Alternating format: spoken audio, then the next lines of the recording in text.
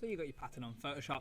First thing I'm going to do is I'm going to right click and rasterize it, and then I'm going to hit Control and J, and what that's going to do is going to duplicate the layer and hide the original one. Now I'm going to go into some edits of this, see how I can change it, see how I can make it more interesting and perhaps even more sea themed.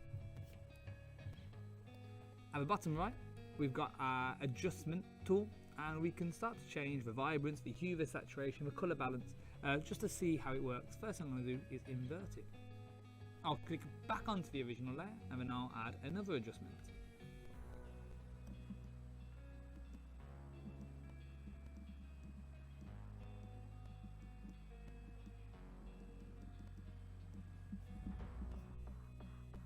Another way of editing this will be go into the filters and into the filter gallery.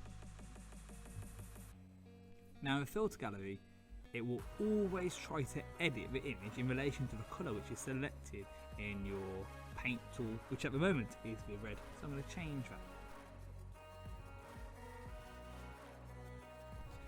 Here we've got all these wonderful different artistic and brushstroke edits that we can try to select and edit as we see fit.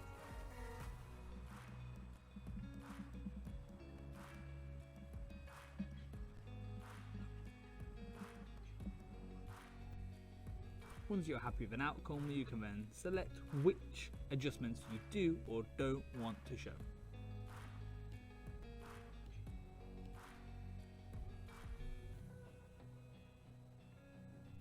Once you're happy with an outcome, hold Shift and select all the edited layers, and then right click and you can merge these layers. All the best with it.